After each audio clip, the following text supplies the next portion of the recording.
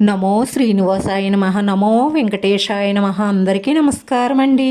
ప్రతిరోజు మీ రాశి ఫలితాలు తెలుసుకోవడానికి ఇంకా మన ఛానల్ సబ్స్క్రైబ్ చేసుకోకపోతే ప్లీజ్ సబ్స్క్రైబ్ చేసుకోండి. లైక్ చేసి మీ పూర్తి సపోర్ట్ మన శ్రీనివాస ఛానల్కి ఇవ్వండి. ఈ వారం రాశి ఫలితాలలో గోచార్య రీత్యా వృషభ రాశి వారు ఎటువంటి శుభాశుభ ఫలితాలను పొందుతారో తెలుసుకోవడానికి ఈ మన వీడియోని ఎక్కడా మిస్ అవ్వకుండా చివరి వరకు చూడండి. వచ్చే అమావాస్య తరువాత నుంచి మీ జాతకమే మారబోతుంది. ఉద్యోగ వ్యాపారాలలో టెన్షన్స్ ఉన్నప్పటికీ కూడా మంచి ఫలితాలనే పొందుతారు. కొత్త ప్రాజెక్టులు ప్రారంభించడానికి, కొత్త పెట్టుబడులు పెట్టడానికి బాగా ఆలోచించి మేలు కోరే మీ కుటుంబ సభ్యుల సలహాతో మంచి నిర్ణయం తీసుకోవడం వల్ల అధిక లాభాలను పొందుతారు.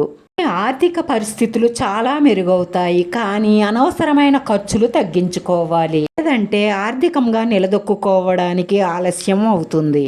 మీ కుటుంబ సభ్యులతో సమయాన్ని గడపండి. చిన్న చిన్న మనస్పర్ధలు ఉన్నప్పటికీ కూడా వాటిని వాదించుకుని పెద్దవి చేసుకోకండి. జీవిత భాగస్వామితో శాంతంగా మాట్లాడి సమస్యను పరిష్కరించుకోండి. మీ ఆరోగ్యం, కుటుంబ సభ్యుల ఆరోగ్యం పట్ల శ్రద్ధ వహించండి. మానసిక ఆందోళన ఉన్నప్పటికీ అది తాత్కాలికమే. మీ సన్నిహితులు, స్నేహితులు, ప్రేమ భాగస్వామితో చిన్న చిన్న అపార్థాలు వస్తాయి. వాటిని సానుకూలంగా పరిష్కరించుకోవడం మంచిది. ఇష్టమైన వారితో సినిమాలకు, షికార్లకు వెళ్లే అవకాశాలున్నాయి. వచ్చే అమావాస్య రోజు ఈ చిన్న పరిహారం చేస్తే ఈ జీవితం 100% మారి తీరుతుంది.